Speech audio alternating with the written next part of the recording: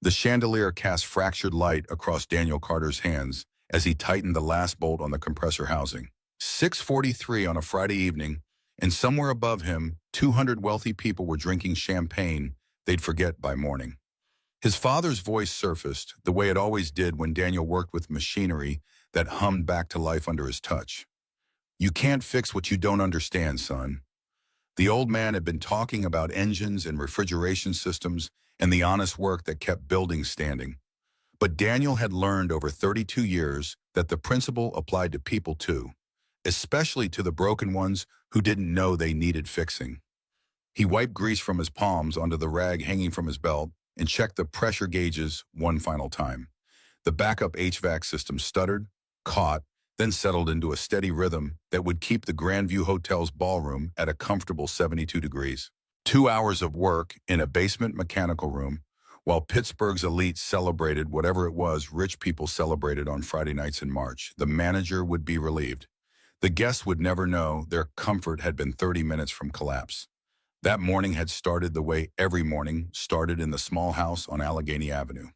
Daniel's alarm went off at 5:45, and he lay in the dark for exactly 3 minutes before the weight of single fatherhood pulled him vertical. Tyler's door was cracked open the way he'd left it. The 8-year-old sprawled across his bed in a tangle of dinosaur print sheets. The boy could sleep through anything except the specific creak of Daniel's work boots on the hallway floor. The coffee maker sputtered to life while Daniel pulled eggs from the refrigerator and bread from the cabinet above the stove. Tyler appeared at 6:23, hair sticking up in directions that defied physics, rubbing sleep from eyes that were his mother's only legacy before she'd walked out 6 years ago. "Dad, can Emma come over this Saturday?" Daniel's hands moved through the familiar choreography of scrambling eggs while his brain processed the question. Emma, the deaf girl Tyler had been asking about for 3 weeks, ever since Daniel had mentioned meeting her at a service call. "We'll see, buddy. Her mom is very busy." Tyler's expression shifted into something that looked too old for 8 years. "Emma says her mom never has time." "That's sad."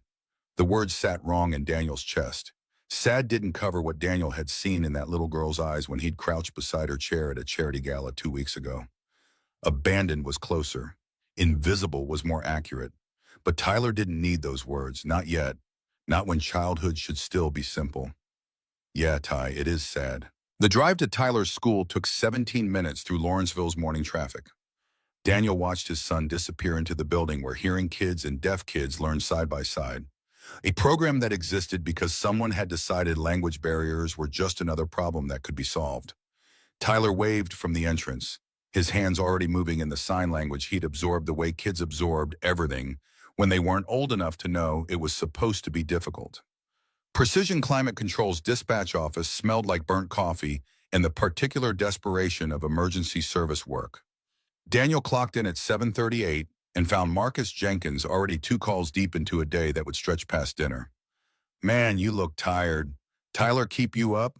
Daniel poured coffee that tasted like regret into a styrofoam cup and checked the assignment board. 6 emergency calls scattered across Pittsburgh's zip codes, each one a small crisis that would resolve itself the moment Daniel showed up with his tools and the knowledge that came from 10 years of crawling through mechanical rooms. "Nah, just thinking about Rachel again. Her birthday would have been yesterday." Mark's face shifted into the expression of someone who'd heard this story enough times to know when to push and when to let silence do the work. They'd gone through trade school together, worked the same brutal apprenticeship schedules, survived the same winters where heating systems failed and desperate families called at 3 in the morning. Mark knew about Daniel's sister the way brothers knew things, with the kind of understanding that didn't require constant explanation. 10 years, D, you gotta let that go." Daniel's jaw tightened around words that wanted to come out sharp and defensive. "I'll let it go when people stop making the same mistakes my father did." The first call was a restaurant on Penn Avenue where the walk-in freezer had decided to quit overnight. Daniel arrived at 8:15 to find the owner standing amid $10,000 of inventory that had 6 hours before temperature made it dangerous. The compressor had overheated, coolant was leaking from a seal that should have been replaced 2 years ago during regular maintenance. Daniel worked fast, hands moving through diagnostics that were second nature, replacing the seal, purging the lines, recalibrating the system, until the temperature gauge started its slow crawl back towards zero. The owner pressed 220s into Daniel's hand despite the invoice that would bill the company directly. "You're a lifesaver. My wife would have killed me if we lost everything." Daniel pocketed the cash that would cover Tyler's library fines and the pizza they'd share tonight. "Just doing my job, sir." But the truth was more complicated. His job wasn't glamorous. He didn't wear suits or attend meetings in boardrooms or make decisions that moved stock prices. When families had no heat in January, when businesses faced inventory loss, when hospitals needed their refrigeration systems operational, Daniel was the one they called. That mattered in ways that couldn't be measured in salary or status. It mattered in ways his father had never understood, too busy chasing respectability to recognize that honest work had its own dignity. The next 4 calls blurred together into a montage of failed systems and grateful clients. An office building where the AC had quit in 85-degree temperatures made concentration impossible.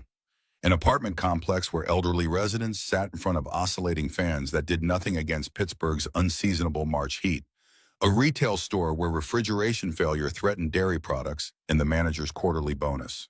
Each call was a problem, and Daniel understood completely. Solved methodically, left better than he'd found it. Mark called at 4:30 while Daniel was elbow deep in a residential unit that had been installed incorrectly by someone who'd skipped the chapters on proper drainage. "Got one more for you, Grandview Hotel. Main ballroom HVAC is down and they've got some charity gala tonight." Manager's freaking out. Daniel checked his watch. Tyler was at the after-school program until 6. He could squeeze in one more call, maybe even make it home in time for dinner. "I'm on it." The Grandview Hotel rose 34 floors above Pittsburgh's downtown corridor, all glass and steel, and the kind of calculated elegance that separated people who belonged from people who serviced the machinery. Daniel parked his work truck in the service entrance and hauled his toolbox through corridors that smelled like industrial cleaning solution and other people's money. The maintenance manager met him in the basement mechanical room with the specific panic of someone whose job depended on systems working flawlessly during high-profile events. "Thank God you're here. Ballroom's at 78 degrees and climbing. Gala starts in 90 minutes. If we can't cool it down, the Hartwell Foundation that is going to have my head." Daniel assessed the situation with the kind of clinical detachment that came from seeing every possible failure mode. The main compressor had suffered a bearing failure, metal grinding against metal in a way that meant replacement, not repair. The backup system was running but overloaded, compensating for capacity it was never designed to handle. Timeline-wise, a full repair would take 3 hours minimum, but Daniel could stabilize the backup, redistribute the cooling load, buy them enough capacity to get through the evening. "I can get your backup system stable in 30 minutes. Main repair takes longer, but you'll have AC. Just reduce capacity." The manager's relief was visible, visceral. "Do it. Whatever it takes." Daniel worked methodically, the way his instructors at Pittsburgh Technical Institute had drilled into him during 2 years of classroom theory and hands-on practice. Pressure readings, coolant levels, electrical systems. The backup compressor responded to adjustments the way a well-tuned instrument responded to a musician who understood its language. 37 minutes later, the temperature in the ballroom had dropped 3 degrees and was trending downward. The manager shook Daniel's hand with the enthusiasm of someone who'd just avoided unemployment. "You saved the evening. The guests won't even know there was a problem." Daniel packed his tools while the manager disappeared to reassure whoever needed reassuring. That was the point, wasn't it? People like him worked in basements and crawl spaces and mechanical rooms, invisible infrastructure that allowed visible success. The guests upstairs would sip champagne and congratulate themselves on their charitable contributions, never knowing that Daniel Carter's calloused hands were the reason they weren't sweating through their evening gowns and tailored suits. He should have left through the service exit, retraced his steps through the utilitarian corridors where workers moved like ghosts. But the shortest path to the parking garage cut through the ballroom, and Daniel had 40 minutes before he needed to pick up Tyler. 40 minutes that wouldn't matter to anyone except a man who'd spent 12 hours fixing other people's problems. The ballroom hit him like a physical thing, crystal chandeliers that probably cost more than Daniel made in a year. 200 people in formal wear that required tailors and personal shoppers, and the kind of disposable income that made $300 dresses seem reasonable. Champagne flowed like water, while servers in black vests navigated between tables laden with appetizers Daniel couldn't name. He moved along the perimeter, toolbox in hand, work uniform marking him as clearly as if he'd been wearing a sign. Security tracked him with eyes trained to identify people who didn't belong, but his ID badge and the manager's earlier panic gave him a temporary pass through this world. That's when he saw her, small girl in navy velvet, sitting alone at a corner table while conversations and laughter flowed around her like water around a stone. Her hands were folded with the kind of unnatural stillness that came from practice, from learning that movement drew attention and attention led nowhere good. A tablet sat in front of her with headphones attached, the specific irony that would have been funny if it wasn't heartbreaking. Daniel stopped walking. The girl's mother was 30 feet away, elegant in silver, working the room with the practiced ease of someone who knew exactly how valuable her time was and exactly how to spend it. Beautiful in the way that came from genetics and expensive maintenance, commanding attention without seeming to try. She laughed at something an older man said, touched his arm with calculated warmth, moved through the social choreography like someone who'd been trained since birth. Her daughter sat alone. Daniel had seen this before, not at galas or charity events, but in the suffocating quiet of his parents' living room when Rachel was 6 and their father brought her to company functions because babysitters were expensive. The same frozen stillness, the same invisible isolation, the same desperate hope that someone, anyone would see her.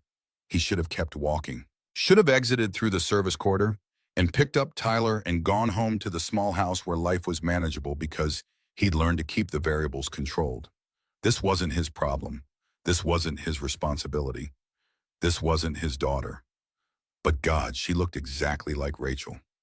Daniel set his toolbox down carefully, aware that 200 pairs of eyes could turn his direction at any moment. He crossed the remaining distance to the girl's table with the steady purpose of someone who'd made a decision and intended to see it through. When he reached her chair, he crouched down to her eye level, knees on marble that would wrinkle his work pants.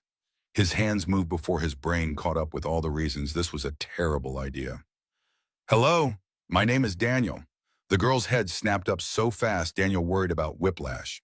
Her eyes went wide, brown and disbelieving, locked on his hands like they were the first real thing she'd seen in hours. Maybe they were. Her own hands rose slowly, hesitant, like someone testing whether a mirage was solid. You know sign language? Daniel's chest did something complicated. Relief and grief and recognition all tangled together in a way that made breathing difficult. Yes, I learned when I was young. What's your name? Emma. I'm Emma. Nobody here knows how to talk to me. The words came out in a rush of signs that were too fast, too eager, years of stored conversation trying to escape all at once.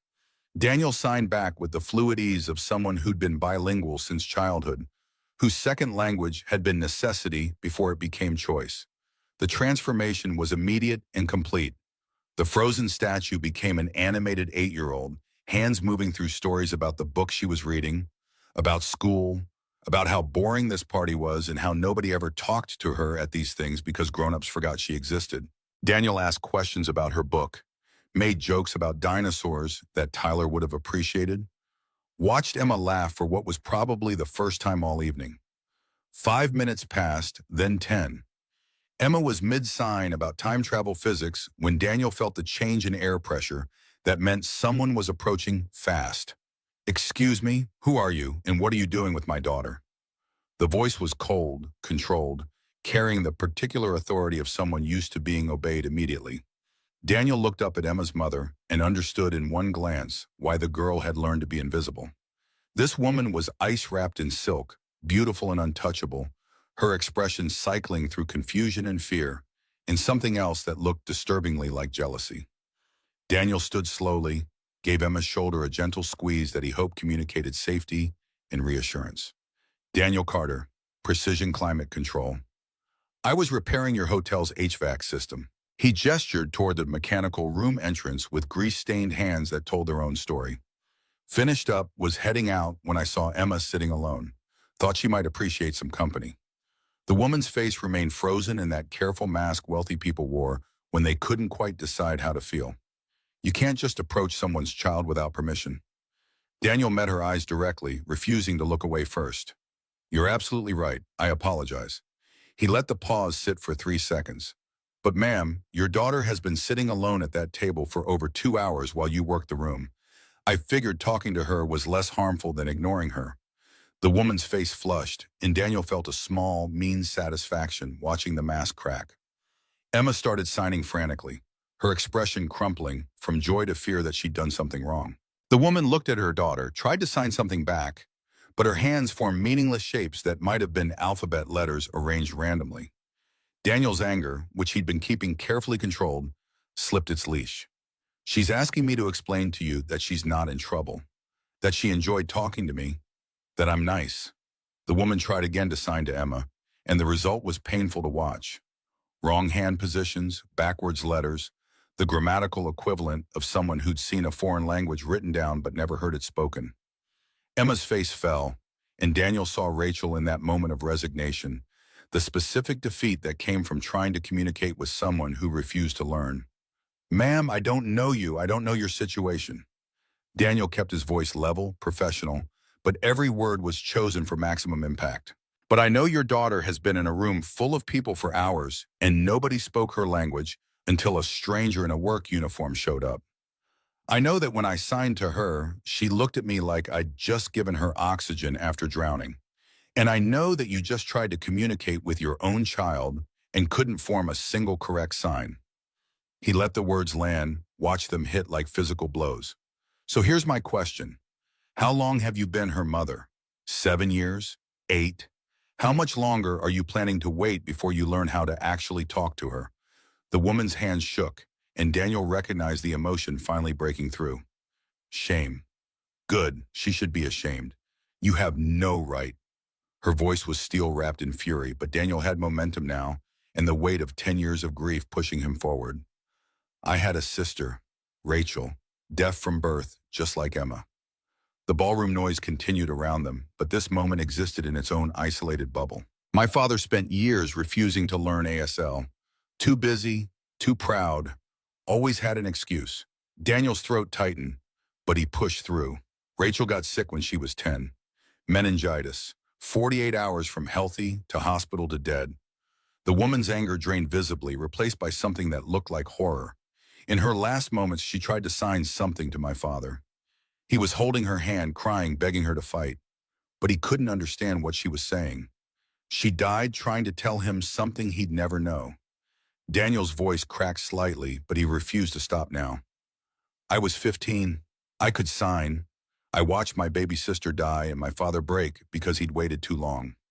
He stepped closer, dropped his voice so only she could hear. So yeah, maybe I don't have the right to judge your parenting, but I'll be damned if I watch another little girl grow up feeling like she's invisible to her own mother. The silence between them was absolute. Around them, the gala continued its oblivious celebration. But here in this small radius of space, truth hung heavy and undeniable. Emma signed something urgent, her small face anxious. Daniel looked down at her, forced his expression into something gentler. What did you tell her? The woman's voice was barely audible. Daniel signed to Emma with careful deliberation. I told her that you're wonderful, and that she's lucky to have you, and that sometimes parents need help learning how to listen. He pulled a business card from his wallet, slightly bent and smudged with grease, but readable. Here's my card. I volunteer teaching basic ASL to hearing families on Saturdays at East Liberty Library. 10 a.m., free. He pressed the card into her unresisting hand. Your daughter deserves a mother who can talk to her. You still have time. Rachel's father didn't. Daniel signed goodbye to Emma, whose eyes were swimming with confusion and something that might have been hope. He picked up his toolbox, felt the weight of every tool inside it, and every choice that had led him to this moment. He walked toward the exit without looking back, aware that security was probably tracking him, that he'd probably crossed lines that would get him banned from future service calls at the Grandview Hotel. He didn't care. The drive home took 23 minutes through Friday evening traffic that crawled like everything in Pittsburgh crawled when people were trying to reach weekend safety. Daniel's hands were tight on the steering wheel, adrenaline fading into something that felt dangerously close to regret. His phone buzzed at a red light. Mark's name lit up the screen. How'd the Grand View job go? Daniel put the call on speaker, kept his eyes on traffic.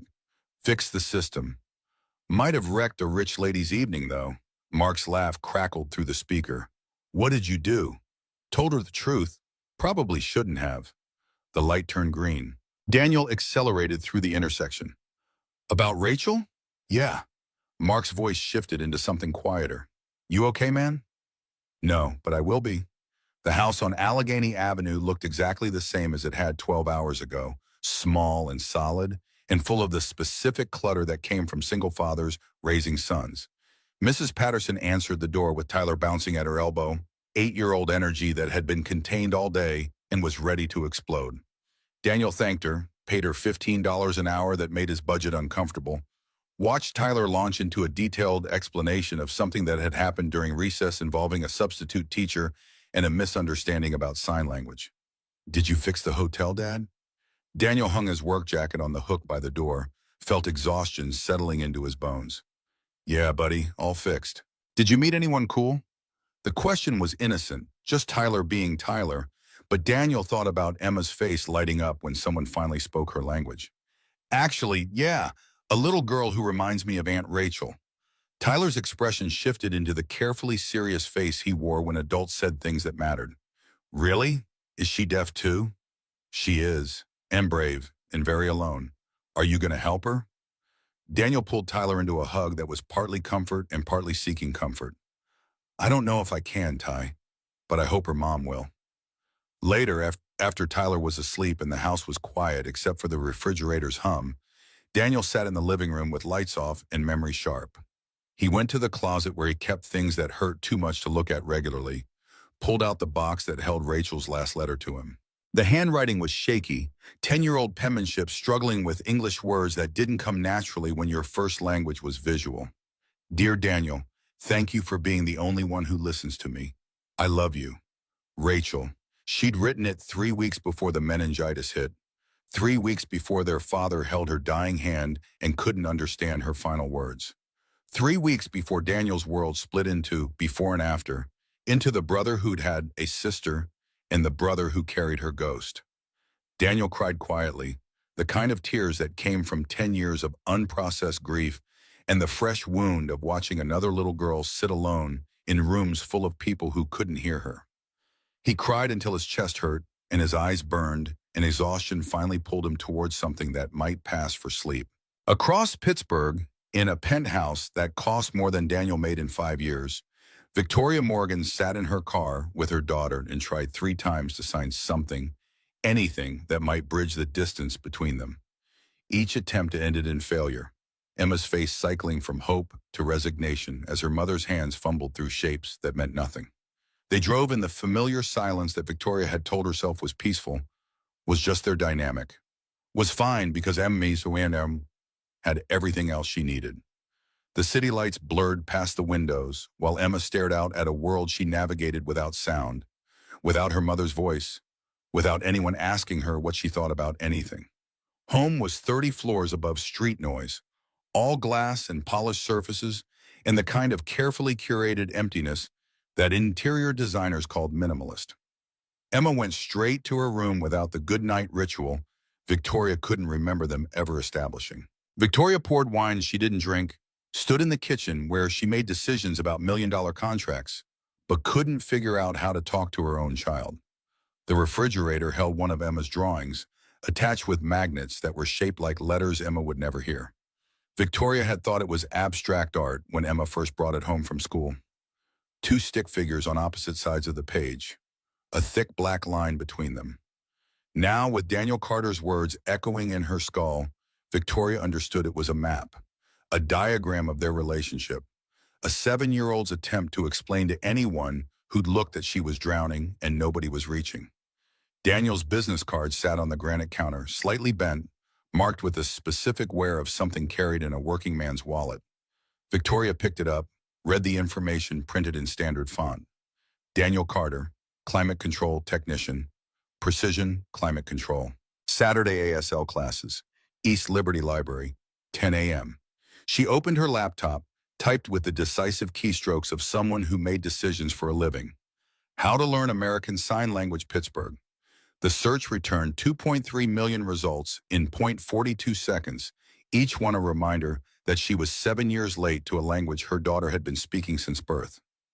Pittsburgh Sign Language Center offered private tutoring, intensive courses designed for parents of deaf children. Basic conversational fluency required 6 to 8 months of dedicated study. The cost was $150 per hour, a figure that would have seemed ridiculous if Victoria wasn't already calculating how many hours she'd need, how many thousands of dollars it would take to fix what she'd broken through neglect. Her cursor hovered over the enrollment button. Tomorrow, she told herself. She'd figure it out tomorrow.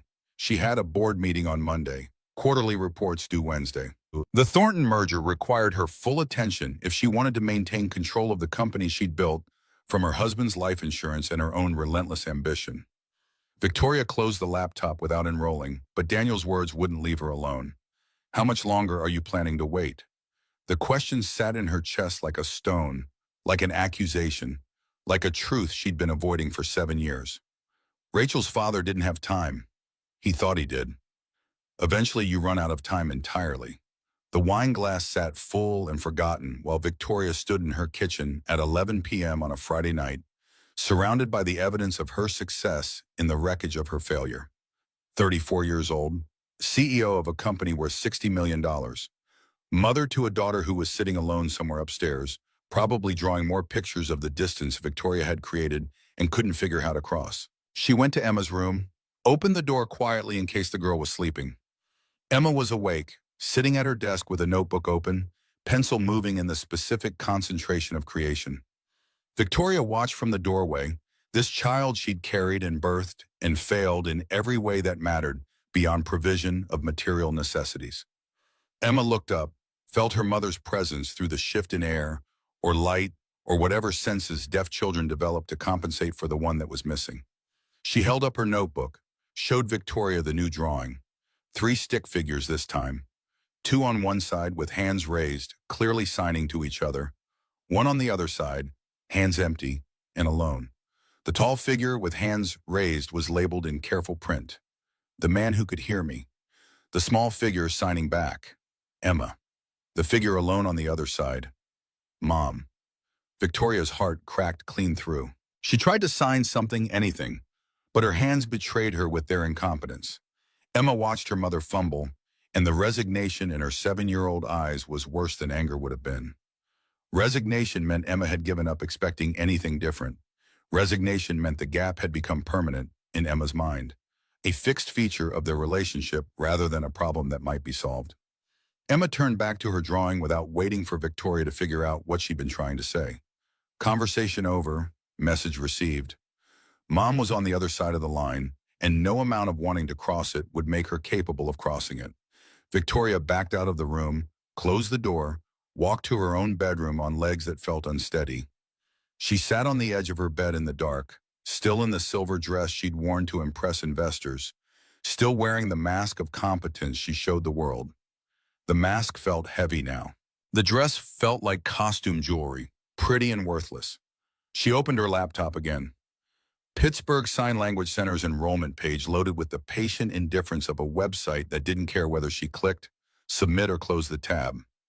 Emergency intensive course, parent of deaf child. The form required basic information: name, contact information, daughter's age and hearing status, current ASL knowledge level. Victoria filled it out with shaking hands. Credit card information, $3,000 for the initial course package, 4 sessions per week, intensive instruction with one of their most demanding teachers. The price was nothing. The time commitment was terrifying. 4 sessions meant 4 evenings when she wouldn't be in the office, wouldn't be available for emergencies, wouldn't be demonstrating to Robert Thornton that she could handle a $60 million company and a child simultaneously. Her cursor hovered over submit. Tomorrow, she thought. Tomorrow, when her head was clearer, when panic wasn't making decisions, when she could approach this logically instead of emotionally. But Daniel's voice echoed. Rachel's father thought he had time. Victoria pressed submit before she could talk herself out of it again. The confirmation email arrived 3 seconds later. Welcome to Pittsburgh Sign Language Center. Your instructor is Sarah Chen. First session, Monday, 6 p.m. Victoria closed the laptop and sat in the dark, listening to the sounds of her penthouse settling around her. Somewhere down the hall, Emma was probably still awake, probably still drawing pictures of the distance between them. Tomorrow, Victoria would tell her about the classes, would try to explain that things were going to change, would attempt to communicate hope through the barrier of her own incompetence. Tonight, she just sat in the dark and let herself feel the full weight of 7 years of choices that had led her to this moment. 7 years of telling herself that Emma had everything she needed. 7 years of confusing provision with presence. 7 years of being a mother in name only, while a stranger in a work uniform became the first person to actually see her daughter. The city outside her windows glowed with light pollution that made stars invisible. Victoria thought about Daniel Carter, HVAC technician who made maybe $50,000 a year and volunteered his Saturdays to teach sign language to strangers. Thought about the way he'd crouched beside Emma with his knees on marble that would wrinkle his pants. Thought about the absolute certainty in his voice when he'd said she still had time. But Rachel's father didn't. She still had time. The question was whether she'd keep wasting it on excuses or whether she'd finally do the work required to cross the distance Emma had mapped so clearly in her drawings. The thick black line was still there. It would probably always be there in some form, evidence of the years they'd lost. But maybe if Victoria worked hard enough, learned fast enough, showed up consistently enough, they could build a bridge across it. Maybe that stranger in the work uniform had just given her the blueprint for how to save what was left of her relationship with her daughter. Maybe his grief over the sister he'd lost could prevent Victoria from losing the daughter she still had. Maybe it wasn't too late, even though 7 years felt like an eternity when measured in a child's understanding of time. Victoria lay back on her bed, still fully dressed, and watched shadows move across her ceiling while exhaustion pulled her towards sleep. Monday, she would start learning her daughter's language. Tomorrow, she would try to explain to Emma that things were going to be different. Tonight, she would lie here and let herself feel everything she'd been avoiding for 7 years. All the guilt and shame and desperate hope that maybe, just maybe, it wasn't too late to become the mother Emma deserved.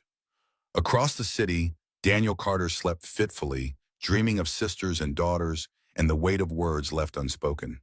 His hands moved in his sleep, signing apologies to ghosts who couldn't answer, signing promises to little girls who deserved better than what they'd been given.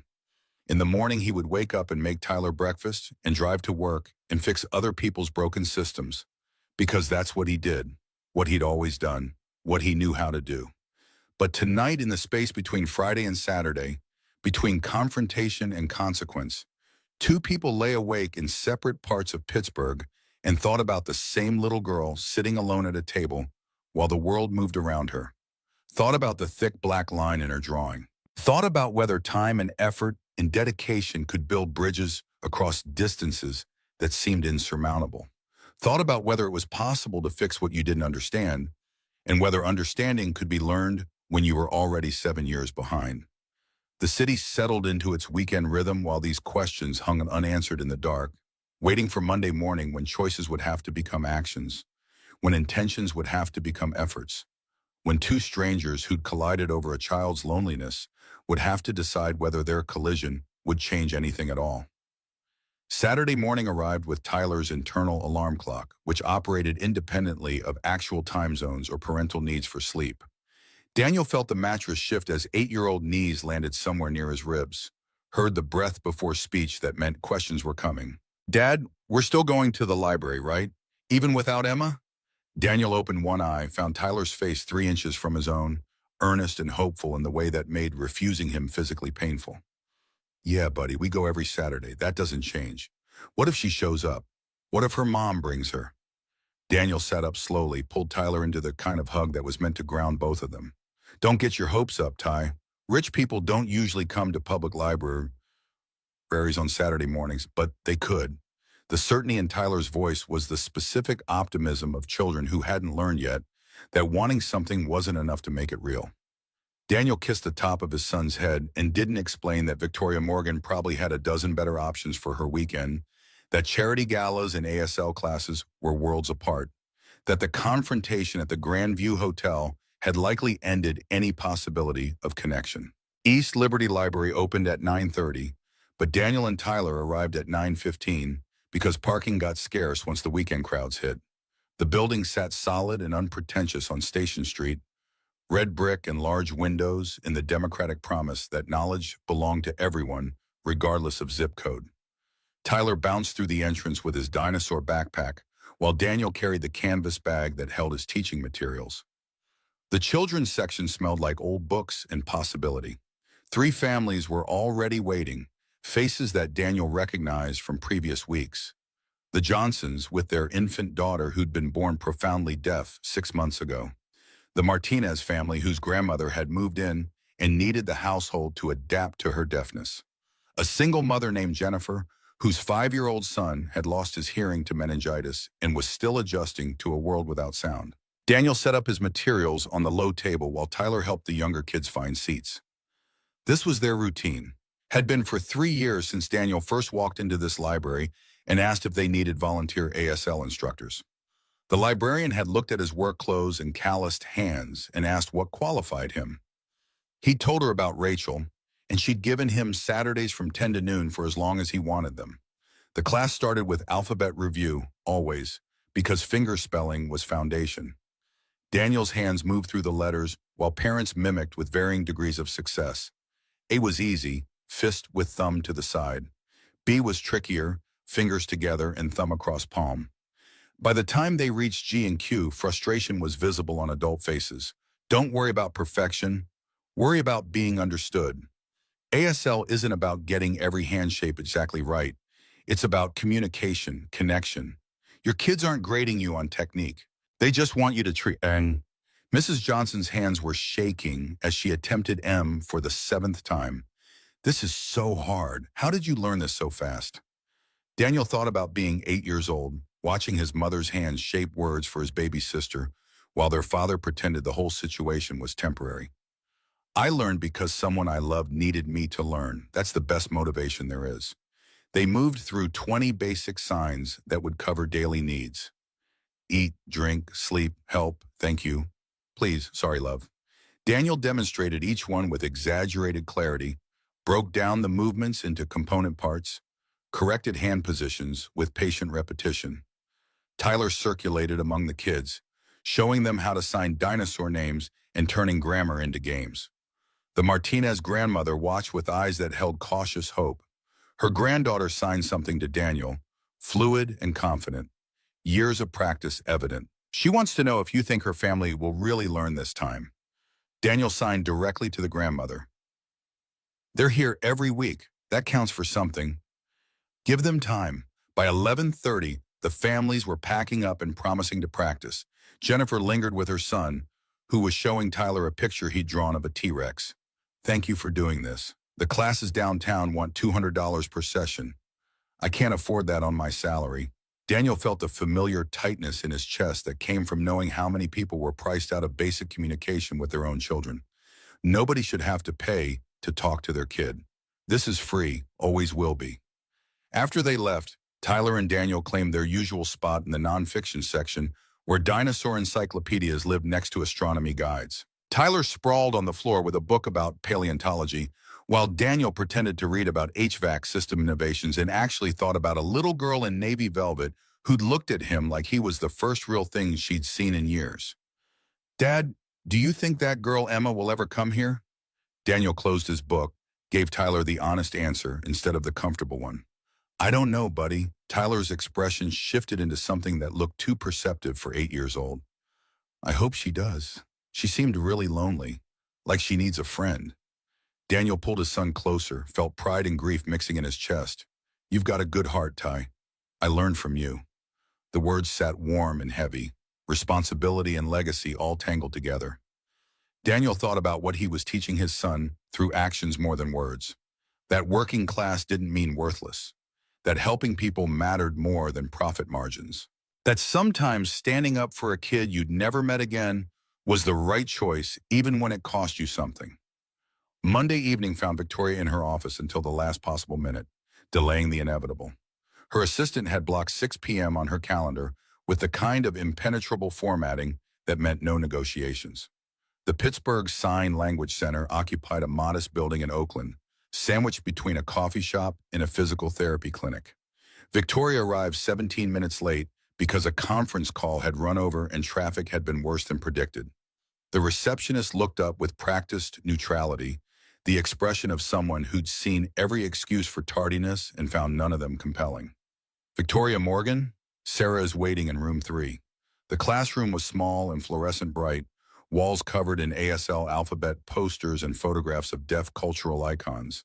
A woman sat at the front table, 40-something with sharp eyes that tracked Victoria's entrance with clinical assessment. She didn't stand, didn't smile, didn't offer the social lubrication that smoothed most of Victoria's professional interactions. "You're late." Victoria had prepared an explanation about the conference call and traffic, but something in Sarah Chen's expression suggested explanations wouldn't be welcome. "I apologize. It won't happen again." "It will. But each time, you'll need to decide, is this business call more important than Emma?" The words acted like a physical blow, perfectly aimed at the guilt Victoria had been carrying for 7 years. She sat down across from Sarah and understood immediately that this woman wasn't going to coddle her, wasn't impressed by CEO status or net worth, wasn't interested in anything except whether Victoria was serious about learning her daughter's language. "Why are you here?" Victoria had prepared an answer for this too, something about communication and connection and being a better mother. "To learn to communicate with my daughter." Wrong.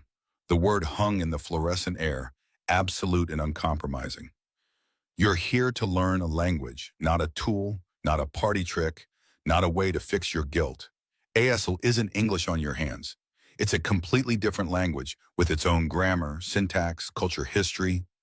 Sarah's hands moved while she spoke, demonstrating the fluidity that Victoria's hands would probably never achieve. Deaf people aren't broken hearing people waiting to be repaired. They're a linguistic minority with their own identity, their own community, their own way of experiencing the world. You don't learn ASL to make Emma like you. You learn it to enter her world on her terms. Victoria felt her spine straightening, the defensive posture she adopted in boardrooms when people questioned her competence. "I understand that. I'm here because I want to be part of Emma's world." "Then prove it. Why are you here?" Victoria took a breath, tried again. "I'm here to learn my daughter's language so I can be part of her world." Sarah nodded once, satisfaction microscopic. "Better. Now we start."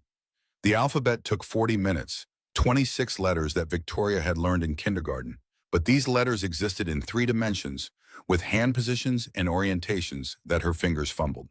G and Q looked identical until Sarah demonstrated thumb placement with exaggerated patience. M and N required remembering how many fingers covered the thumb. R and U depended on which fingers crossed. Again. Victoria repeated G for the 15th time, felt her thumb cramp from holding the position. Wrong, thumb needs to come forward more. Again. By the time they reached Z, Victoria's hands were aching and her pride was somewhere near her shoes.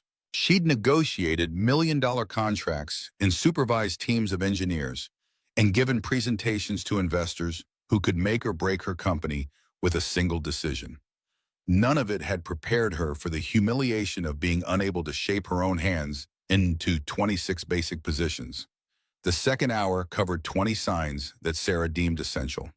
"Hello, goodbye. Thank you, please. Mom, daughter, love, sorry. Eat, drink, sleep, help. Book, school, friend, happy." Each sign had to be performed correctly 3 times before Sarah allowed progression to the next one. Victoria tried to sign "I love you, Emma," and produced something that made Sarah's eyebrows rise. "You just told me you love Emma's book." Again. The clock showed 7:45 when Sarah finally called time. Victoria's head was spinning with hand shapes and movement patterns and grammatical structures that bore no relation to anything she'd learned in 12 years of formal education. Homework. Practice alphabet 100 times before Wednesday. Memorize these 50 signs. Sarah handed over flashcards that looked deceptively simple.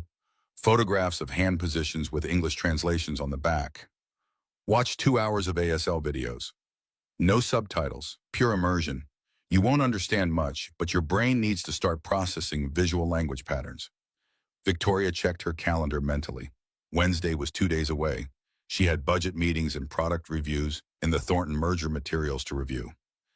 I thought this was twice a week. You said emergency intensive. I took you seriously.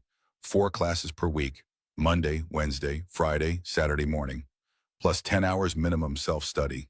You want to have basic conversations with Emma by summer? This is what it takes. Victoria felt panic rising, the specific overwhelm that came from realizing she'd committed to something that would consume time she'd already allocated elsewhere. I'm not sure I can, then leave now and stop wasting both our time. The words were brutal, clinical, exactly what Victoria needed to hear. But if you stay, understand this. Giving up on learning Emma's language would be giving up on Emma, and that little girl has been given up on enough already. Victoria drove home with cramping hands and a head full of hand shapes that kept sliding away when she tried to recall them. The penthouse felt emptier than usual, all glass and expensive furniture and no warmth. Emma was in her room, probably reading or drawing or existing in the solitary world she'd learned to navigate. Victoria knocked, waited for the visual cue that Emma had noticed, entered when her daughter looked up from her book. Her hands moved through the clumsy shapes Sarah had drilled.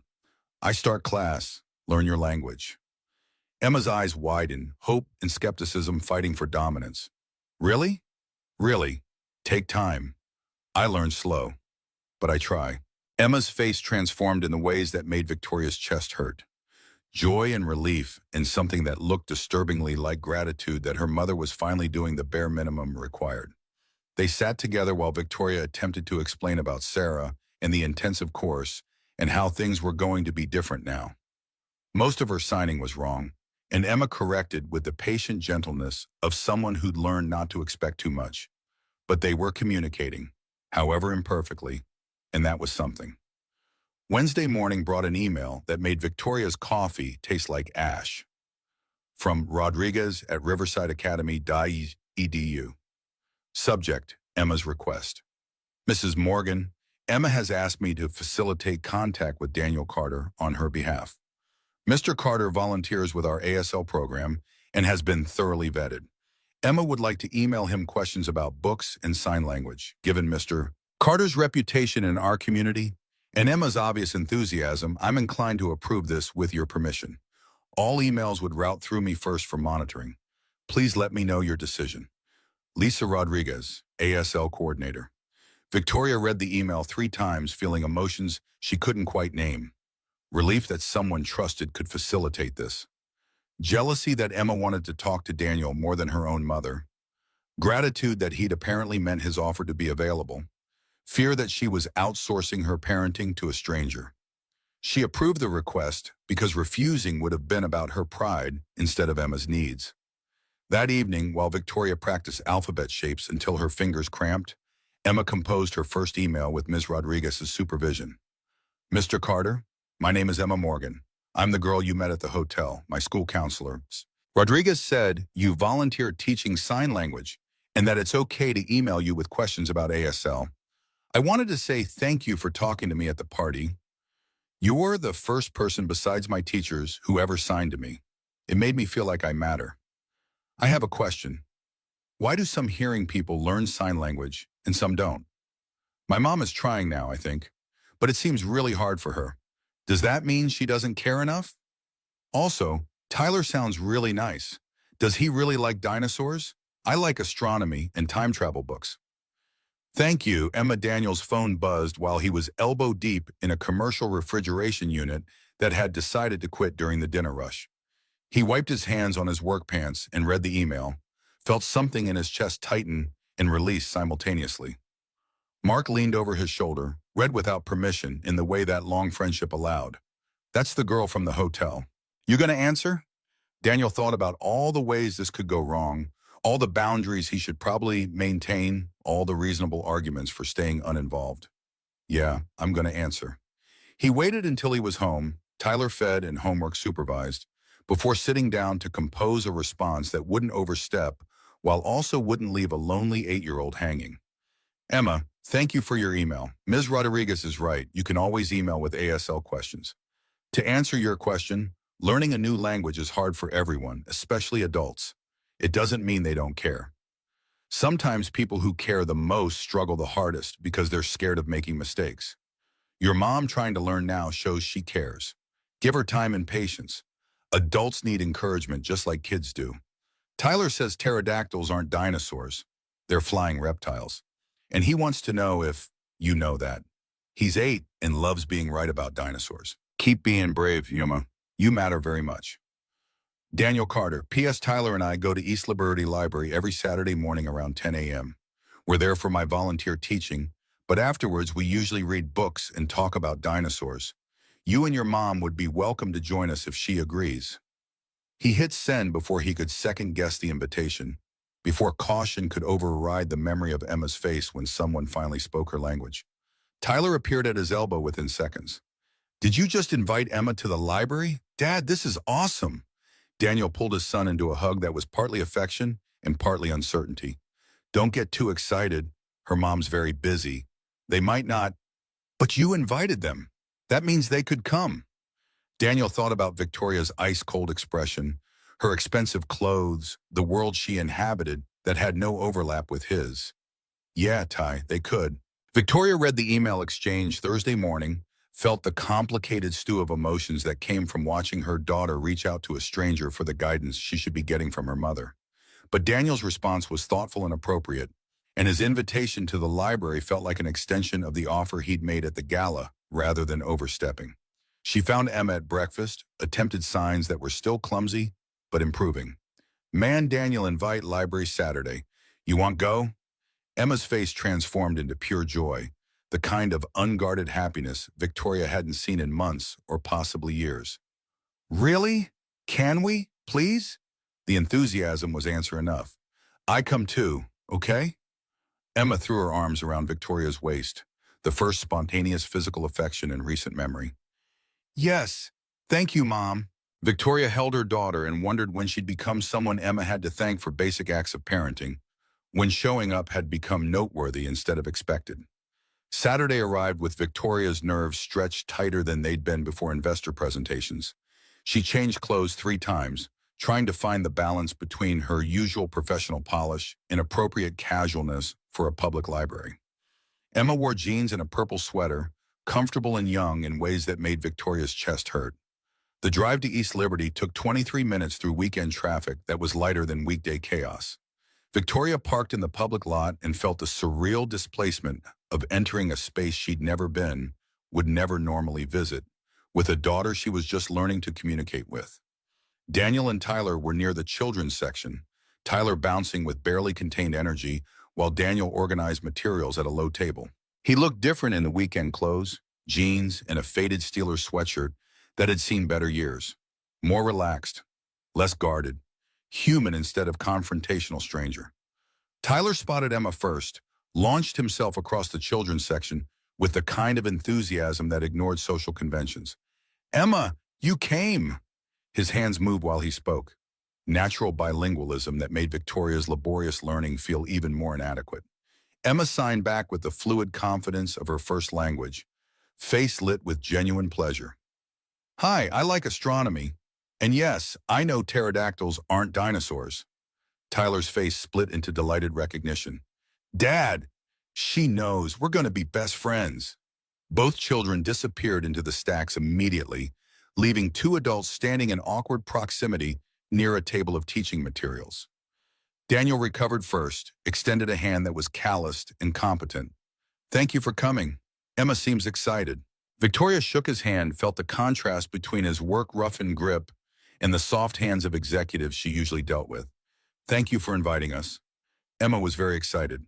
The silence stretched for 3 seconds before Victoria forced herself to continue.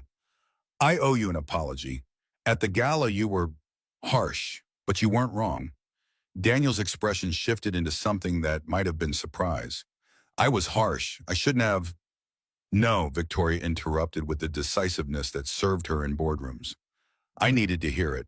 I've been failing Emma for 7 years. Someone had to say it. She held up her hands, red and slightly swollen from a week of intensive practice. I'm taking ASL classes now. 4 times a week. It's harder than running a company. Daniel's face registered something between respect and recognition. Sarah Chen? The question startled Victoria into honest surprise. You know her?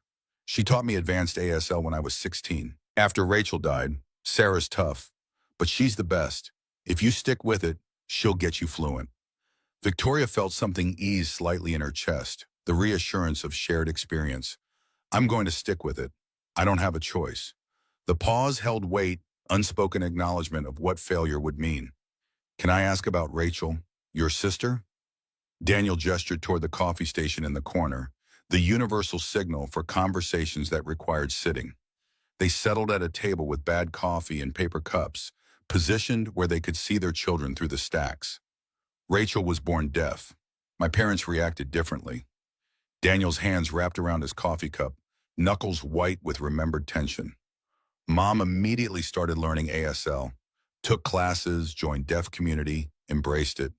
Dad refused, said Rachel could be fixed with cochlear implants, speech therapy, making her normal.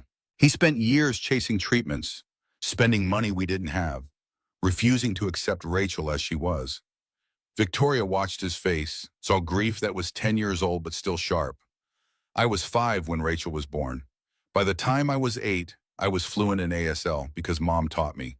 I could talk to my sister. Dad couldn't. Rachel grew up knowing our father was ashamed of her, that he saw her deafness as something wrong that needed fixing. She was 10 when she got bacterial meningitis, came on fast, healthy to ICU in 36 hours. Daniel's voice cracked slightly, but he pushed through with the determination of someone who'd told this story before and knew getting through it was the only option. Final day, machines beeping, Mom and Dad on either side of her hospital bed. Rachel's eyes opened. She was trying to communicate. Her hands moved weakly. She was signing something to Dad. Dad was holding her hand, crying, telling her to fight, that he loved her. But he couldn't understand what she was signing. He'd spent 10 years refusing to learn. I was standing there, 15 years old, watching my sister try to tell our father something in her last moments. I think, she was signing, I love you, Daddy, and I forgive you. But her hands were so weak, the sign so shaky, I'll never know for sure. The silence that followed held the weight of permanent loss, of time that couldn't be recovered, of words that would remain forever unheard. She died 20 minutes later. Dad broke, completely. Quit his job, started drinking, blamed himself every day. 3 years later, heart attack at 48. Doctor said cardiovascular disease. I think grief killed him. The weight of knowing he'd missed 10 years of knowing his daughter because he was too proud to learn her language. Victoria felt tears on her face, didn't bother wiping them away. So when I saw you at that gala, rich, powerful, successful CEO, and your daughter sitting alone because you hadn't learned ASL, I saw my father, and I couldn't watch it happen again. That's why I was harsh. Not because I enjoy judging people, because I know exactly how this story ends if you don't change it. Victoria's throat was too tight for speech, so she signed with her improving hands. I'm changing it, I promise you. Daniel's expression softened into something that might have been belief. The fact that you're here, that you're trying, that's huge, that's everything. The children returned with stacks of books that threatened to topple, faces flushed with the specific joy of finding kindred spirits. Emma signed rapidly to Daniel, too fast for Victoria to follow, but the excitement was clear even without translation. Daniel signed back with patient attention, then looked at Victoria. She wants to know if Tyler can come over next week. Victoria's first instinct was refusal. Her penthouse wasn't childproofed. Her schedule didn't accommodate playdates. Hosting would require planning she hadn't done. But Daniel's words echoed, the fact that you're trying is everything. Yes. Next Saturday. Emma's face transformed into joy so pure, Victoria felt her earlier hesitations dissolve. This was worth schedule disruption. This was worth stepping outside her carefully controlled routines. This was what changing looked like in practice instead of theory. They checked out books under the patient watch of the librarian who'd seen this scene play out dozens of times before. Outside in April sunshine that held the promise of real spring, Tyler and Emma were already planning their next meeting in sign language that flew too fast for Victoria to catch more than fragments. "We do this every Saturday. You and Emma are welcome anytime." Daniel's voice held genuine invitation, not social obligation. "I'd like that." Victoria surprised herself with the honesty. She did want this. Wanted Saturdays that included connection instead of isolation. Wanted Emma to have friendships with kids who spoke her language. Wanted the tentative bridge they were building to become something solid. A moment later, there were arms around Victoria's waist in the parking lot. Joy and gratitude and hope all tangled together. "Thank you for bringing me. Tyler's so nice. And Daniel answers my questions." Victoria held her daughter and ignored the small sting that came from Emma needing to thank her for basic parenting, from knowing that a stranger had become her daughter's primary source of understanding. The weeks accumulated like compound interest. 4 ASL classes per week with Sarah, who remained demanding and unimpressed by anything except measurable progress. 8 Saturday mornings at the library where Tyler and Emma bonded over books, while Daniel and Victoria bonded over coffee and the shared understanding of raising children alone. Victoria's company moved forward with the Thornton merger, negotiations progressing through May and into June. Robert Thornton remained cautiously optimistic, but insisted on quarterly evidence that Victoria could sustain her claimed work-life balance. The test arrived via formal invitation in early June. "Mrs. Morgan, I would like to meet your daughter. June 15th, 6 p.m., my home in Fox Chapel. Small dinner, immediate family only. Consider this evaluation of whether the merger partnership will be sustainable long-term. Regards, Robert Thornton." Victoria showed Daniel the invitation during their Saturday coffee, while the kids discussed something about lunar phases in the kind of animated signing that made language barriers seem absurd. "He's testing me. Wants to see me parent in a professional setting." Daniel read the email with the careful attention of someone who understood stakes even when they weren't his own. "So show him. Bring Emma. Let her be herself. What if I mess up? What if I can't interpret quickly enough? Then you ask Emma to repeat. You're not perfect yet. Nobody expects you to be." The words settled something in Victoria's chest. Not perfect yet, but trying, but showing up, but different than she'd been 4 months ago. June 15th arrived with Victoria's nerves wound tight. Emma wore a green dress that was elegant without being formal, age-appropriate, and beautiful. They drove to Fox Chapel in comfortable silence, Emma reading in the back seat while Victoria rehearsed signs in her head. Thornton's mansion was exactly what Victoria expected. Old money, tasteful restraint, the kind of wealth that didn't need to announce itself. His granddaughter Lily answered the door with shy politeness, 8 years old and curious about the deaf girl her grandfather had mentioned. "Emma, this is Lily." Emma's hands moved in greeting, and Lily looked to Victoria for translation. "Emma says hello, and she's happy to meet you." Lily's face brightened with interest. "Can you teach me some signs?" Emma's eyes went wide with pleased surprise, and for the next 20 minutes the two girls sat in Thornton's study while Emma taught basic signs. "Hello, friend. Pretty. Fun." Lily absorbed them with the easy fluency of childhood, giggling when she got hand positions wrong, earnest in her attempts to communicate. Thornton watched from the doorway with an expression Victoria couldn't quite read. "Your daughter has patience I didn't expect from an 8-year-old. She's had to be patient. Most people don't try to learn her language." The dinner was small, immediate family only as promised. Thornton's wife, their daughter and son-in-law, Lily and Emma. The conversation flowed around topics Victoria could navigate: business trends, Pittsburgh development, charitable foundations. But she kept one eye on Emma, signing translations when necessary, including her daughter in discussions that would have excluded her months ago. Emma told Thornton about her astronomy interests using a combination of signs and Victoria's voice translation.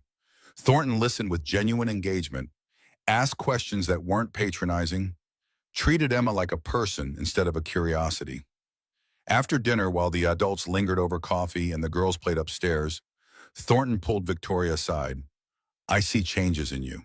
3 months ago at that gala, you looked distressed, scattered. Tonight you look grounded. Emma seems happy. I'm trying, still figuring it out. Keep trying. That's all we can do as parents." The drive home felt lighter somehow, Emma signing excitedly about Lily and whether they could be friends too. Victoria realized she'd passed Thornton's test without even recognizing the moment of evaluation. The merger would proceed. Her company was secure. And more importantly, Emma had experienced an evening where inclusion was assumed rather than negotiated. July arrived with heat that made Pittsburgh's humidity feel tropical. Daniel was 3 service calls deep into a Thursday when his boss summoned him to the office with the kind of neutral tone that could mean anything. Daniel, you're one of our best techs. Corporate wants you for regional training director position. Cleveland office. The words had landed like a physical blow, opportunity and loss packaged together. Salary goes from 52 to 75,000. Better benefits, pension, real career path. But it's Cleveland. You'd start September 1st. Decision deadline is August 15th. Daniel drove home in a fog, numbers and implications spinning through his head. $23,000 raise was life-changing money. Better insurance meant Tyler's dental work wouldn't strain the budget. Pension meant actual retirement planning instead of hoping he could work until 70. But Cleveland was 2 hours from Pittsburgh, from Tyler's school, from Emma, who'd become his son's best friend, from Saturday library mornings that had become the highlight of Daniel's week, from Victoria, who'd become something Daniel was carefully not examining too closely.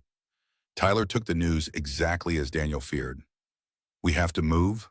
But Emma, Dad, Emma's my best friend.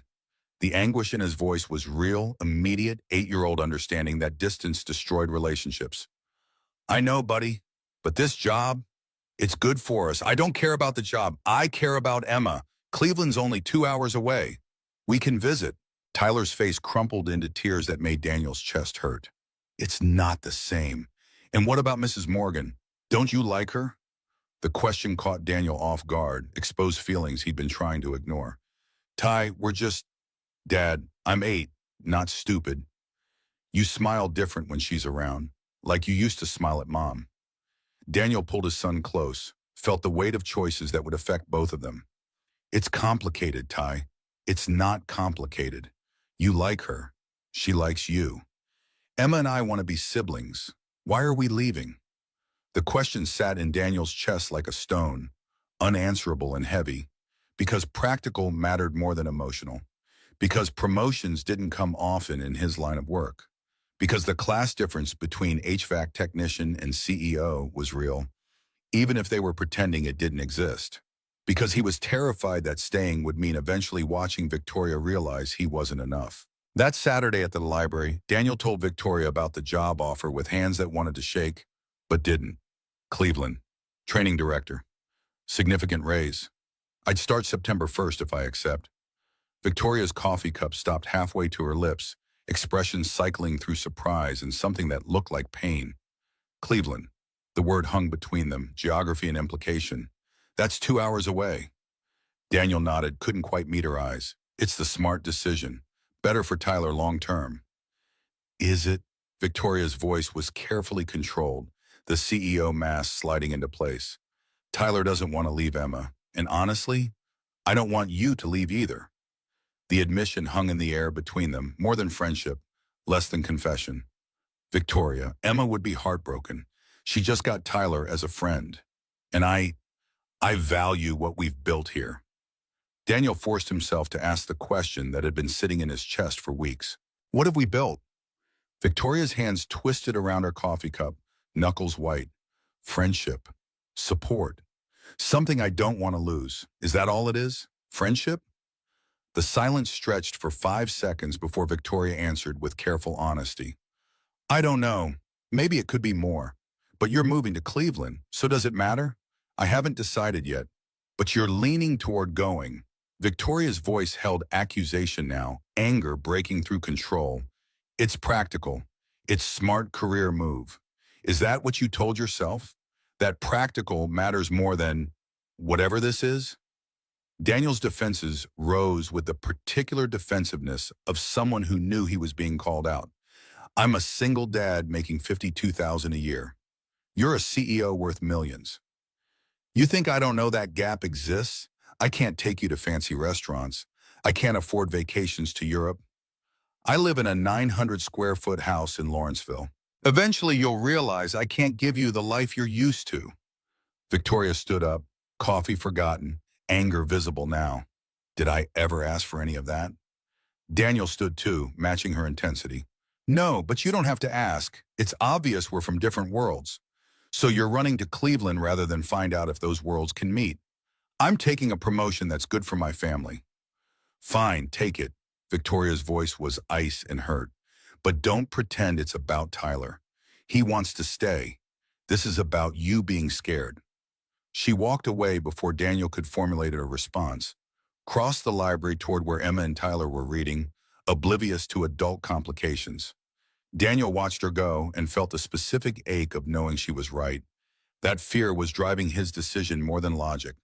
That running to Cleveland was easier than staying and risking his heart on a relationship that logic said couldn't work. Mark called that evening while Daniel was pretending to watch television and actually replaying the library conversation in his head. I heard about Cleveland. You gonna take it? Daniel stared at the television without seeing it. It's a good opportunity. That's not what I asked. I don't know yet. Mark's sigh came through the phone, heavy with exasperation. What are you so afraid of? I'm not afraid. Bullshit. You're terrified she'll realize you're not enough. Daniel's grip tightened on the phone, anger rising because truth always hurt. Maybe because I'm not. Look at her life, Mark. Look at mine. I am looking. I see a good man who works hard, raises a great kid, volunteers his time to help others. I see a man any woman would be lucky to have. The question is, do you see that? Or do you only see HVAC tech not good enough for CEO? The silence on Daniel's end was answer enough. You know what your problem is? You think your value is in your paycheck. But the people who matter, Tyler, Emma, Victoria, they value you for who you are, not what you make. Your father taught you to feel ashamed of being working class, but there's no shame in honest work. There's no shame in being the guy who keeps buildings running, who teaches kids to communicate, who shows up every day. Mark's voice softened slightly. Stop letting a dead man's regrets dictate your choices.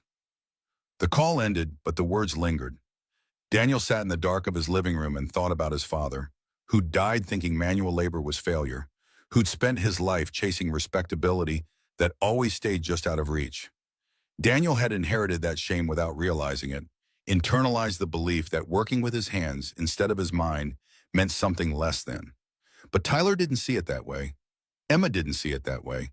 And maybe, just maybe, Victoria didn't either. The decision deadline was August 15th, 2 weeks away.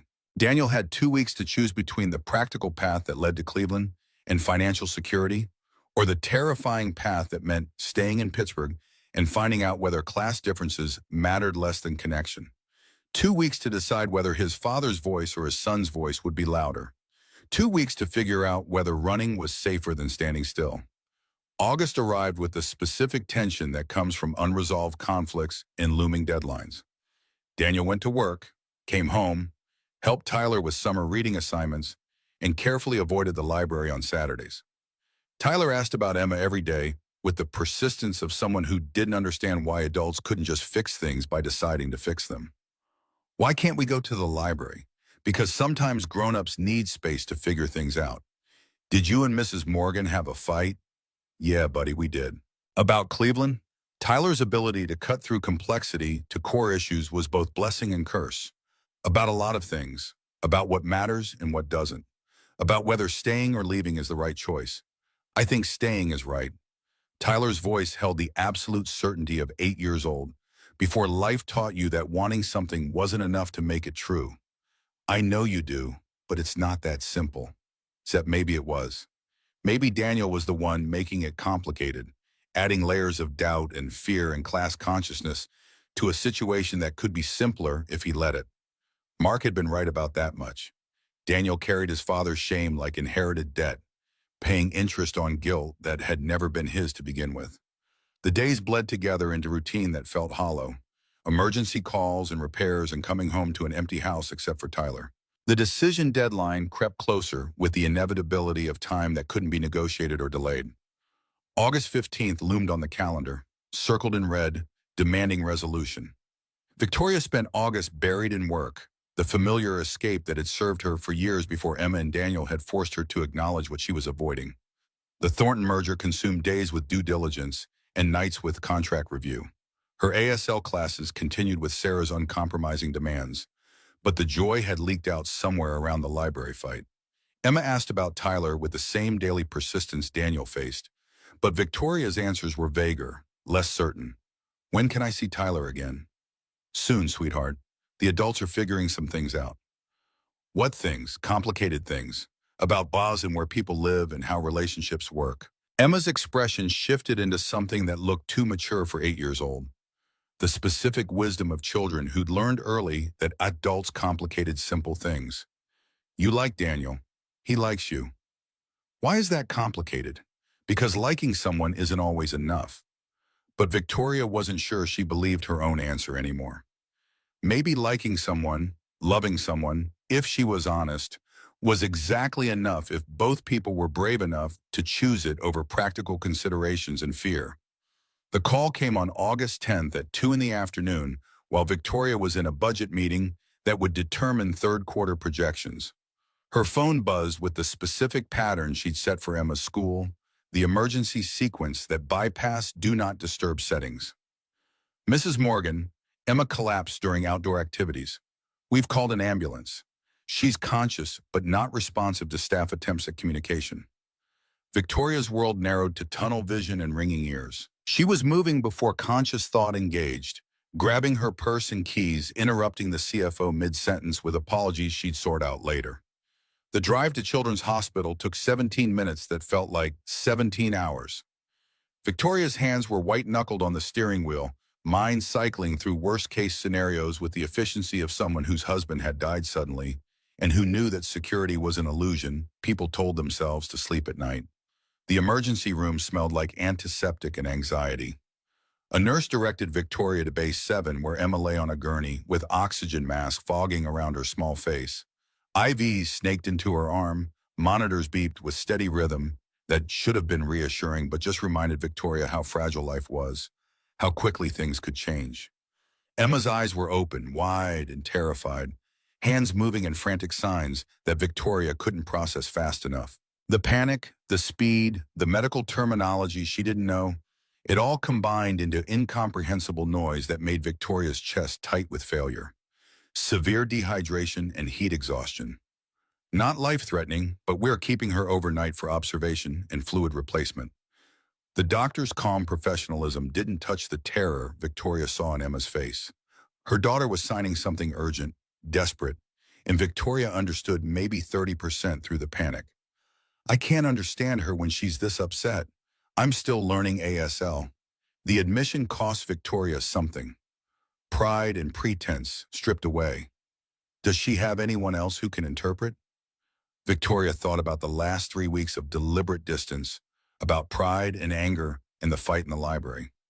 Then she thought about Emma's fear and her own inadequacy and the fact that none of the adult complications mattered when your child needed help. She pulled out her phone, found Daniel's number, hit dial before doubt could interfere. Victoria? His voice was cautious, surprise evident. Emma's in the hospital. She's okay, but she's terrified and signing too fast for me to understand. Can you come? The pause lasted maybe 3 seconds, but felt eternal. I'm on my way. Mark's voice in the background, concern and understanding. Go, I'll cover your calls.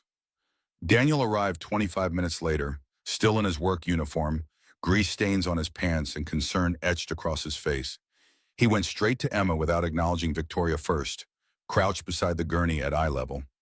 His hands moved in the calm, practiced patterns that Emma's panic needed. Emma, I'm here. You're okay. Tell me what you're scared of. Emma's hands flew through signs that were still too fast, but Daniel caught them, processed them, responded with patient reassurance. She thinks she's dying like her father did. She remembers the hospital from when she was 2. She thinks hospitals mean death. Victoria's heart cracked clean through, guilt and grief flooding in equal measure. Tell her she's safe. Tell her I'm not leaving. Daniel's hands translated, and Emma's terror scaled down from critical to manageable. She reached for Victoria's hand with grip that was surprisingly strong for someone hooked to IV fluids. Victoria signed with improving competence. I love you. You're safe, I stay. Emma's eyes filled with tears that spilled over, but her body relaxed incrementally against hospital pillows. The hours that followed existed in the strange temporal distortion that hospitals created, where time moved differently than the outside world. Daniel stayed translating when Emma needed complex communication, sitting quiet support when she just needed presence. Victoria held her daughter's hand and thought about how close she'd come to missing this, to being too proud or too angry or too stubborn to call the one person who could help. Evening settled over Pittsburgh while Emma slept fitfully, exhaustion and medication pulling her under. Victoria and Daniel sat in chairs that were designed to be uncomfortable enough to prevent actual rest, positioned on opposite sides of the bed, like bookends. "Thank you for coming. I didn't know what she was saying." Victoria's voice was barely above whisper, conscious of Emma's shallow sleep. "You called. That was the right choice. Asking for help isn't failure." Daniel's voice held no judgment, just the simple observation of someone who'd learned that lesson himself. "I got 47 missed calls from work today. There was supposed to be a crucial merger meeting. I didn't even look at my phone. And I don't care. Emma was in the hospital. Nothing else mattered." The admission felt bigger than the words themselves, recognition of priority shift that had been happening slowly over months and crystallized in the moment of crisis. "That's what you said you'd do. Choose Emma over work." "I almost lost her today. Not really, but in my head.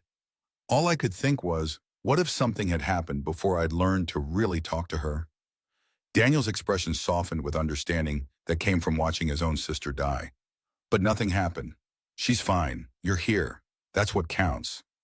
Victoria's phone buzzed with another notification.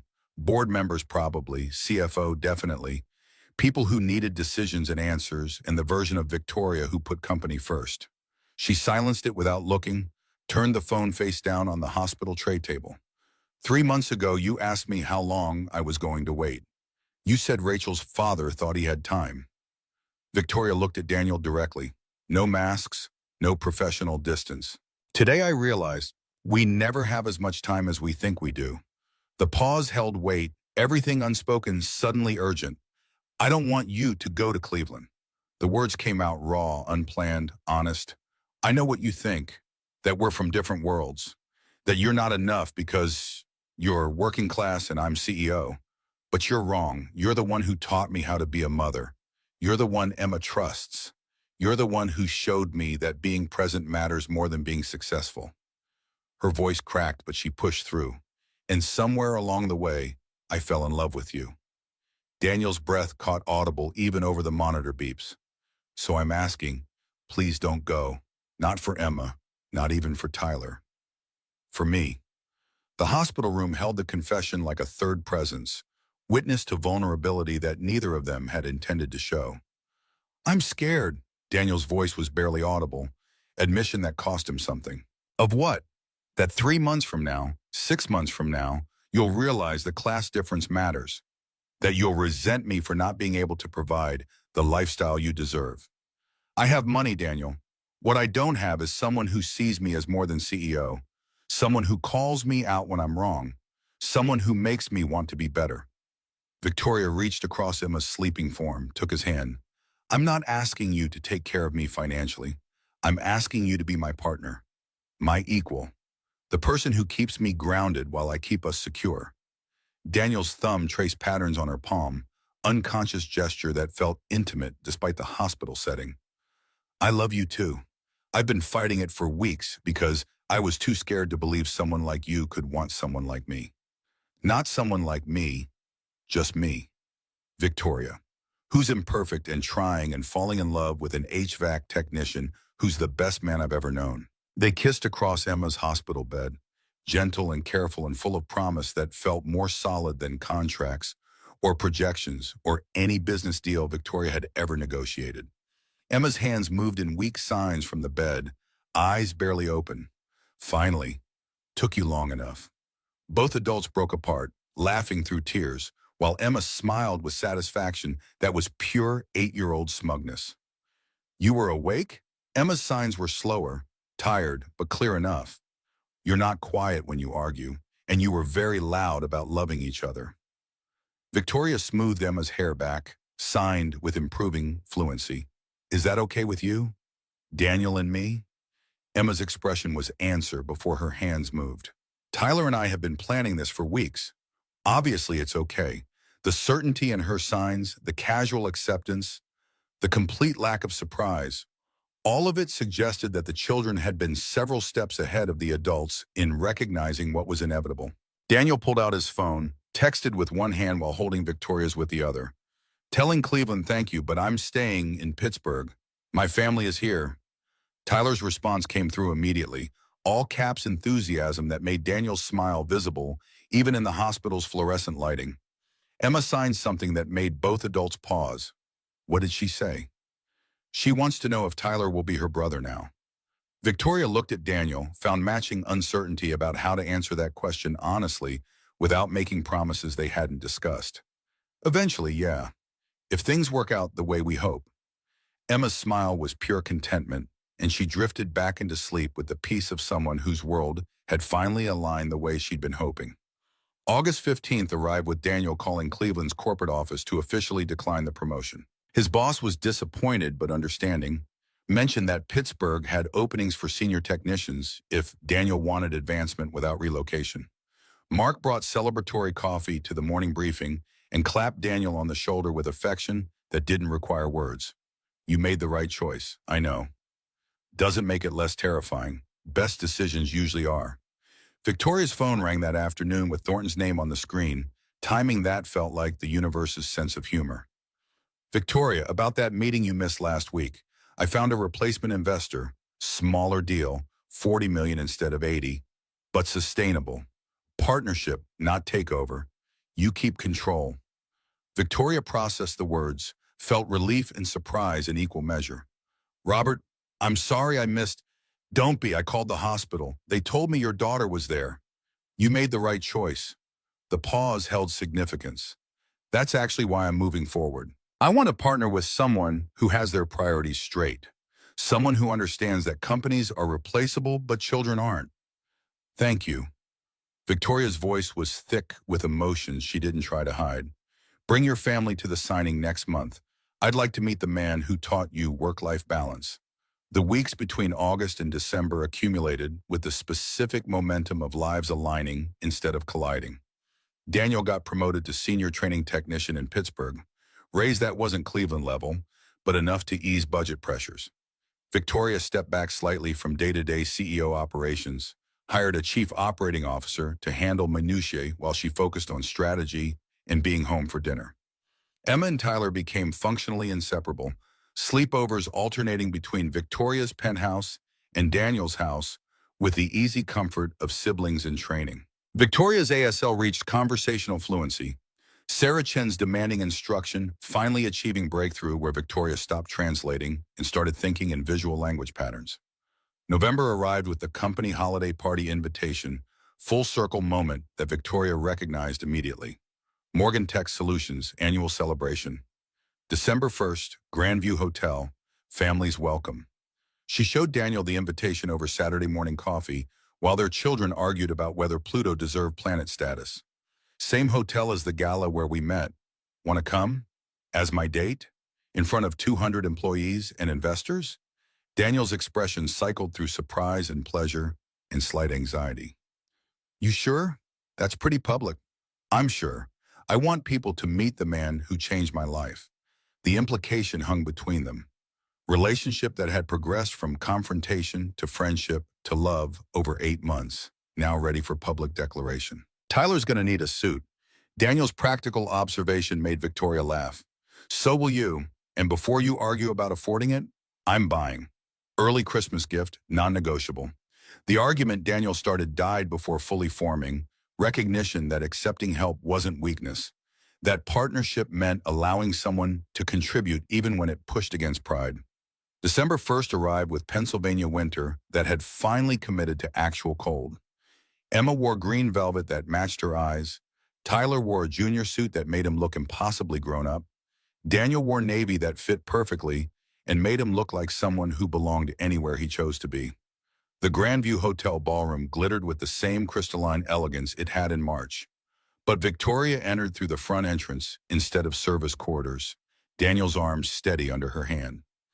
Emma and Tyler flanked them, family unit that would have been unthinkable 8 months ago. Staff reactions ranged across spectrum from surprised to judgmental to genuinely pleased. Victoria watched people process, watched calculations happen behind polite smiles, watched some decide the relationship was scandalous, while others found it heartwarming. She didn't care about either response. The evening unfolded with Victoria introducing Daniel to executives and investors with pride that wasn't performative. This is Daniel Carter. He's a climate control systems expert and volunteers teaching ASL. He's the reason Emma and I can actually talk to each other now.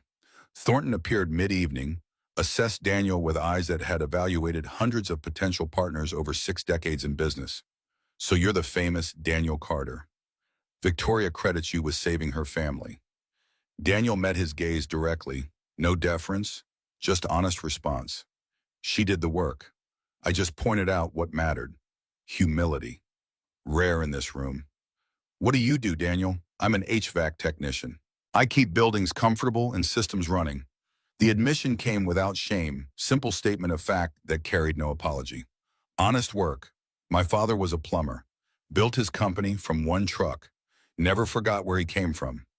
Thornton extended his hand with genuine respect that transcended class boundaries. Welcome to the family, so to speak. Emma and Tyler gravitated toward other employees' children, natural social organizers, who quickly established games involving basic ASL instruction. Within 20 minutes, a dozen kids were learning hello, friend, fun, thank you, while their parents watched with expressions ranging from charmed to impressed. Emma stood at the center of positive attention, confident and happy, teaching with patient enthusiasm. Tyler translated when kids struggled, seamless bilingualism that made language barriers seem silly and arbitrary. A woman approached Victoria mid-evening, someone from accounting whose name Victoria should remember but didn't. Your daughter is remarkable, and so patient with the children. Victoria signed to Emma across the room, fluid and natural. Mrs. Chen says you're doing great teaching the kids. Emma signed back with the rapid confidence of her first language. It's fun. They want to learn, Victoria interpreted aloud for Mrs. Chen. Watch the woman's face register surprise at Victoria's fluency. Your ASL has come so far. I remember when you couldn't sign at all. I had good motivation to learn, and a demanding teacher who didn't let me make excuses. Victoria's eyes found Daniel across the room, caught his gaze, held it. Near the evening's end, with most guests transitioning toward departure, Victoria found herself alone with Daniel near the same table where Emma had sat isolated 8 months previous. The symmetry wasn't lost on either of them. 8 months ago, I stood in this ballroom thinking I had everything. Successful company, beautiful daughter, perfect life. Victoria's voice was quiet, meant only for Daniel. Then you crouched down and signed to my daughter, and I realized I had nothing that mattered. I had money but no connection, power but no presence, success but no family. She took his hand, public gesture that would be noted and discussed and ultimately accepted or not, according to each observer's values. You taught me that the most valuable things can't be bought. They have to be built, with time, effort, patience, love. So no, I don't care what people think about you being just an HVAC tech. You're the man who saved my family. You're my hero. Daniel pulled her close, kissed her in the middle of the ballroom with 200 witnesses. Some applause, some gasps, general acknowledgement that boundaries had been crossed and new territory claimed. Well, that's one way to go public. Daniel's voice held humor and nervousness in equal measure. I wanted to make sure everyone understood. You're not a secret. You are not something I'm ashamed of. You're my partner, my choice, the person I'm building a life with. Thornton materialized at Victoria's elbow, with timing that suggested he'd been waiting for this specific moment. Victoria, the partnership papers are signed, but more importantly, you've achieved something I value more than profit. Balance, happiness, family. His gaze encompassed Daniel, Emma, Tyler. That's real success. Money comes and goes. But what you've built here, that's permanent, worth protecting. The drive home through December snow that made Pittsburgh look clean, impossible, felt like ending and beginning simultaneously. Emma dozed in the back seat while Tyler provided running commentary about the evening's highlights until he too succumbed to exhaustion. You think they'll remember this when they're older? Daniel's question was contemplative, focused on futures that extended beyond tonight. I think they will remember that adults who loved them chose each other, that family got created through intention instead of obligation, that bridges can be built across any distance if both people are willing to do the work. Victoria's hand found his across the center console. I think they'll remember that their parents were brave enough to choose love over practicality. That's worth remembering. 1 year later, December 25th arrived with Tyler and Emma's internal alarm clocks operating in synchronized chaos. Daniel felt the dual assault on his mattress. Two 8-going-on-9-year-olds who'd spent the night planning their Christmas morning attack. Wake up! Presents! Emma's signs were emphatic even without voice accompaniment. Tyler's verbal enthusiasm provided stereo effect. Victoria stirred beside Daniel, groaned into her pillow with the theatrical suffering of someone who'd been up late assembling complex toys and now regretted that choice. What time is it? Too early. Go back to bed. Daniel's attempt at parental authority landed exactly nowhere. No! Both children, perfectly synchronized, dragged them vertical through force of will and momentum. The house in Squirrel Hill was compromise incarnate. 4 bedrooms that gave everyone space, backyard where kids could play, neighborhood that split the difference between Victoria's penthouse and Daniel's Lawrenceville starter. They'd moved in together in August, 6 months of relationship that everyone agreed was moving fast but felt inevitable.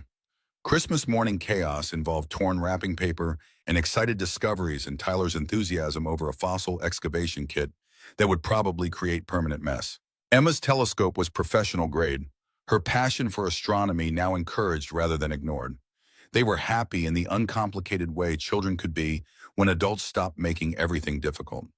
Victoria and Daniel found moments of quiet in the kitchen while the kids explored their gifts, coffee, and companionship that had become their morning ritual. I need to show you something. Daniel's voice carried weight that made Victoria's attention sharpen. He pulled a small velvet box from the cabinet where he'd hidden it 3 weeks ago, hoped Victoria hadn't been searching for mixing bowls, and stumbled across it accidentally. When I met you 8 months ago, I thought you were cold, distant, impossible to reach. Daniel opened the box, revealed a ring that was tasteful without being ostentatious, meaningful without being show-off expensive. I was wrong. You weren't cold. You were frozen in fear, guilt, perfectionism. Watching you thaw, watching you learn to connect with Emma, watching you become the mother she needed, that's when I fell in love with you. His hands shook slightly, nerves and hope and vulnerability all visible. Not the CEO, not the powerful businesswoman, just Victoria, the woman who cries watching her daughter sign about stars, the woman who practices ASL in the shower, the woman who chose her kid over a merger. I don't have much to offer compared to what you're used to. I can't buy you diamonds or mansions, but I can offer you partnership, respect, love, and a family that sees you for who you really are. Will you marry me? Victoria's answer came through tears that were joy and relief and absolute certainty. Yes, absolutely yes. The kiss was interrupted by children who'd obviously been eavesdropping, Tyler and Emma exploding into the kitchen with excitement that shook the foundations. She said yes. We're going to be a real family. Emma's signs were so enthusiastic they required full arm movements. Tyler's verbal accompaniment provided translation unnecessary for anyone watching. We're already a real family, buddy. This just makes it official. Daniel pulled both kids into the hug, 4 people who'd found each other through crisis and built something solid through choice. Later that evening, after the chaos settled into comfortable exhaustion, Victoria found Emma in her room with sketchbook open. The drawings that had once mapped distance now illustrated connection, but Victoria was curious what new images Emma created now that the bridge was complete. What are you drawing? Emma held up the page, smiled with satisfaction at her artistic representation. 4 stick figures holding hands, no black line anywhere. Bridge underneath them solid and permanent. Stars above because Emma's love for astronomy demanded celestial witness. House below because home mattered. Caption in careful print, my family complete. It's beautiful. Victoria signed in with fluent ease, no hesitation, no translation required. It's real, we're whole now. Emma's signs carried contentment that 8-year-olds only achieved when their world finally made sense. Yes, we're whole. The word settled in Victoria's chest with weight and warmth, descriptor that had eluded her for years but now felt permanently achieved. Evening found 4 of them on the back deck despite December cold, telescopes set up for Emma's enthusiasm about winter constellations. She explained Jupiter's moons and the orbital mechanics of the solar system, while Tyler asked questions that demonstrated genuine interest rather than polite tolerance. Daniel and Victoria stood close for warmth and connection. Watch their children discuss astronomy in the universal language of curiosity that transcended hearing or deafness. You know what I realized? Daniel's voice was quiet, meant only for Victoria. My father spent his whole life ashamed of being working class, thought he wasn't good enough because he didn't wear a suit. But you taught me something. A man's value isn't in his title or paycheck. It's in his character, his integrity, how he treats the people he loves. I'm not ashamed anymore. I'm proud of who I am, proud of the work I do, proud of the family we built. Victoria's hand found his, squeezed with understanding that came from her own journey. And you taught me that success without family is just empty, that being present is worth more than being perfect. We saved each other, Daniel.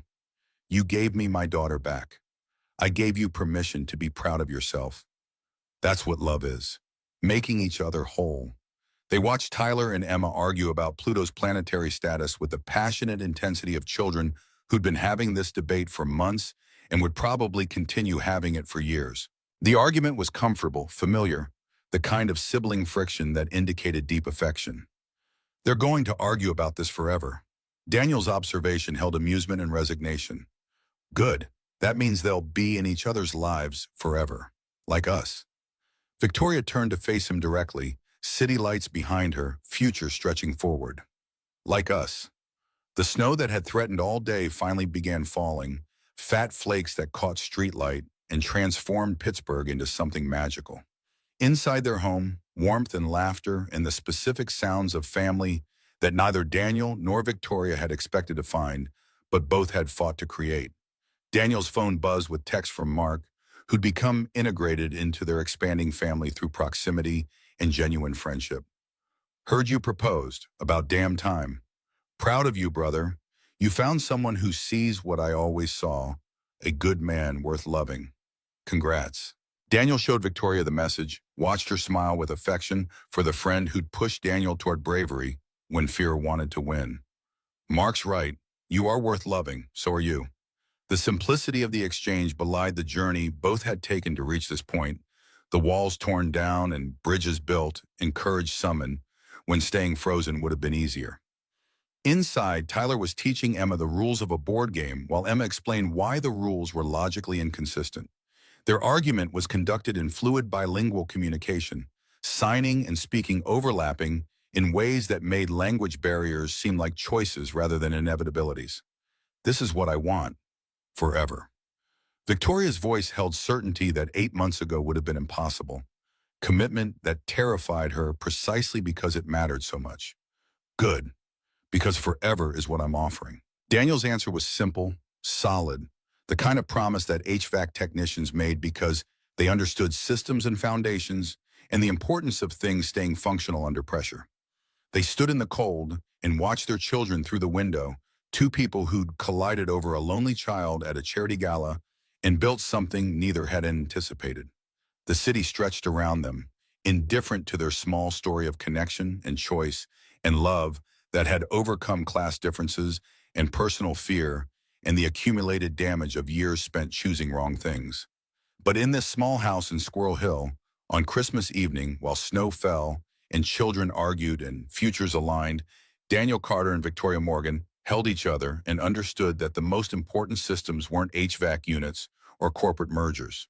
They were families built deliberately, relationships maintained through effort, love demonstrated through showing up even when scared. Rachel's ghost finally rested quiet, her death teaching lessons that prevented others from losing what she'd lost.